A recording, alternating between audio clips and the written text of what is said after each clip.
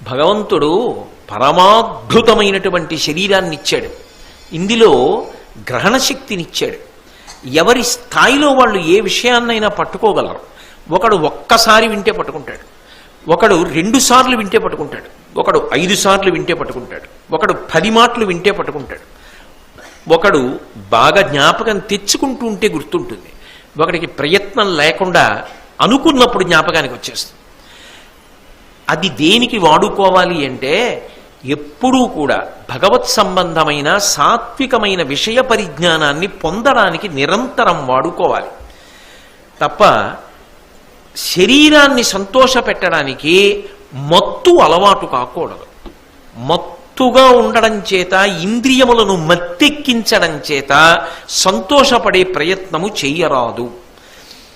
మద్యపానం చేయడం వల్ల ఏమవుతుంది అంటే శరీరమునకు ఒక రకమైన మత్తు ఆవహిస్తుంది.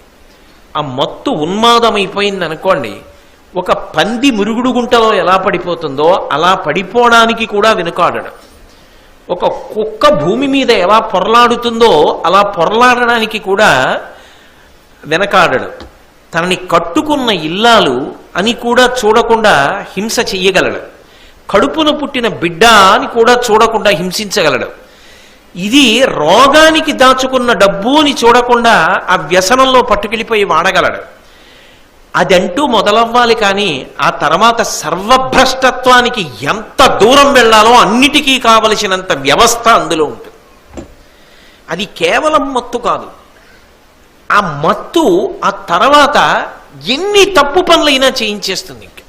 ఇక ఆ తర్వాత ఆగలేడు, అది పొందకుండా ఉండలేడు. అది శరీరమునకు ప్రాథమిక అవసరమై నువ్వు సర్వనాశనమైపోతావు, దీనివల్ల నీ జీవితం పోతుంది, మరణిస్తావని చెప్పినా సరే మరణించినా పర్వాలేదు కానీ అది సేవించకుండా మాత్రం ఉండలేడు.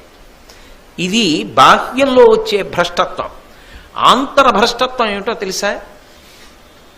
చాలా దారుణమైన ఫలితం ఎందుకు పొందుతాడంటే, ఇక్కడ ఎవరున్నారు? పరమేశ్వరుడు అగ్ని రూపంలో ఉంటాడు. అహం వైశ్వానరో భూత్వా ప్రాణినాం దేహమాశ్రితః ప్రాణాపాన సమాయుక్తం పచాన్యన్నం చతుర్విధం. మనం ఏది నవిలి తింటున్నామో, ఏది తాగుతున్నామో, ఏది చప్పరిస్తున్నామో అటువంటి పదార్థములన్నీ కూడా లోపల అగ్నిహోత్ర రూపమై ఆయన పచనం చేసి జీర్ణం చేసి శక్తిని కండరములకు ఇచ్చి శరీరము తేజస్సుని పొందేటట్టు, శక్తిని పొందేటట్టు చేస్తున్నాడు. అక్కడ యజ్ఞం చేస్తున్నారనుకోండి, యజ్ఞగుండంలో అగ్ని ప్రజ్వరిల్లుతోంది. నువ్వు 4 మోదుగు పుల్లలు తెచ్చావనుకో మంచిది, 4 ఆవు పేడ పిడకలు తెచ్చావనుకో మంచిది, నువ్వు ఆవు నెయ్యి తీసుకొచ్చి ఇచ్చావనుకో మంచిది. నువ్వు ఏమీ ఇవ్వలేదు, ప్రదక్షిణం చేసి నమస్కారం చేసావనుకో మంచిది. కానీ అందులోకి తీసుకొచ్చి సారా పోశారనుకోండి, ఎంత ధూర్త చేష్టితం అది. ఇక్కడ యజ్ఞపురుషుడు అగ్నిహోత్రమై వెలుగుతున్నాడు. వెలుగుతున్నప్పుడు ఇందులోంచి లోపలికి సారా పోశాడనుకోండి, వీడేదో ఒక రోజున శరీరం విడిచిపెడతాడుగా, ఎప్పటికీ చిరంజీవిగా ఉండిపోడుగా. విడిచిపెట్టిన తర్వాత జీవుడు వెళ్ళి పరమాత్మ ముందు నిలబడాలిగా, ఆయనని బోకరించలేవుగా, ఆయన ముందు అబద్ధాలు చెప్పలేవుగా. నేను నీలో ఉండి జీర్ణం చేసి నీకు శక్తినిచ్చి బ్రతికిస్తే నువ్వు ఏం పోశావు నాలో? యజ్ఞకుండంలో తీసుకెళ్లి మధ్యమాంసములను వేసినటువంటి తాటక మారీచులు మొదలైన వాడి కన్నా నువ్వు ఏ విధంగా భిన్నం అని పరమేశ్వరుడు అడిగితే ఏం జవాబు చెప్తాడు? నీకెందుకు మనుష్య శరీరం? అందులో ఏం వెయ్యాలో ఏం వెయ్యకూడదో నీకు తెలీదు, ఇంకెందుకు? నువ్వు యజ్ఞం చేయకపోతే పీడాపోయేది. కానీ లోపల నేనున్నానని తెలిసి నువ్వేం పోసావు? దేనికి ఇంకా నీకు అసలు మనుష్య శరీరం అన్ననాడు ఎటువంటి శరీరాన్ని పొందుతాడు? ఎంత పాపాన్ని మూటగట్టుకుంటాడు? పైగా అది ఒక జన్మతో పోయేది కాదు. పాతకము అంటే కొన్ని కోట్ల జన్మలు భయంకరమైన రీతిలో ఫలితాన్ని ఇస్తుంది. పంచమహాపాతకములు అని ఉన్నాయి. అందులో ఒకటి ఏది అంటే మద్యాన్ని సేవించడం. అందుకే బ్రహ్మ హేమ రీచ సురాపో గురుతల్పహ, మద్యాపానం చేయడం పంచమహాపాతకాల్లో ఒక మహాపాతకం. ఇది అలవాటు ఉన్నదనుకోండి, వాడు అది లేనప్పుడు ఎంత మంచివాడైనా యువతల వాడు వాడిని స్నేహితుడని చెప్పకూడదు. ఆయన ఎవరండి అన్నారనుకోండి, నవ్వి ఊరుకోవాలంతే.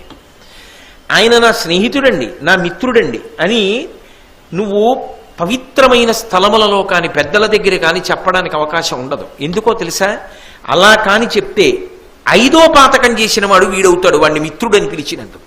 తత్సంసర్గీచ పంచమః బ్రహ్మ హేమః రీచ సురాపో గురుతల్పకః. ఈ 4 పాతకాలు.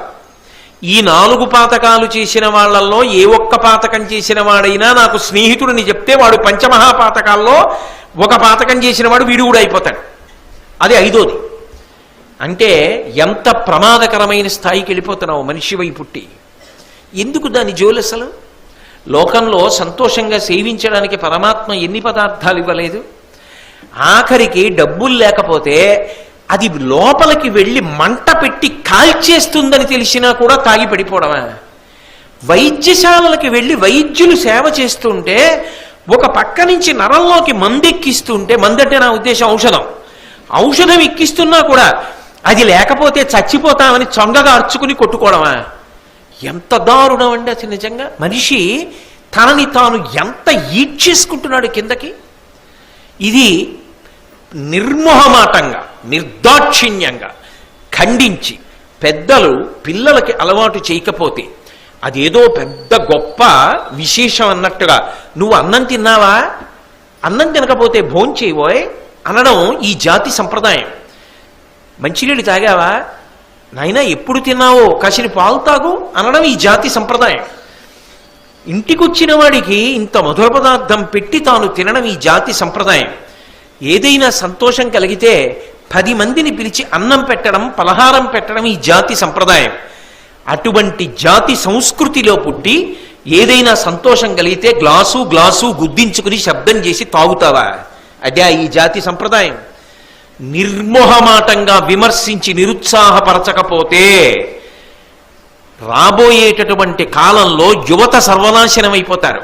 దానికి బాధ్యులు కాకుండా ఉండాలి అంటే ఈ విషయంలో మొహమాట పడవలసిన అవసరం లేకుండా తల్లిదండ్రులు, సమాజంలో పెద్దలు విదురుడి యొక్క మార్గంలో ప్రయాణం చేసి విదురుడు చెప్పిన విషయాన్ని నిర్మోహమాటంగా చెప్పవలసి ఉంటుంది. లేనినాడు జాతి భ్రష్టమైపోతుంది. ఈ దేశానికి మూలస్తంభం యువత. అటువంటి యువత ఇటువంటి దురల్వాట్ల పాలైపోతే పెద్దలైన మహాత్ములు సర్వేపల్లి రాధాకృష్ణన్ గారు, అబ్దుల్ కలాం గారు ఇటువంటి వారు కన్న కలలు ఏమైపోతాయి? అందుకే నిర్మోహమాటంగా విదురుడు చెప్పిన మాట మనం చెప్పవలసి ఉంటుంది.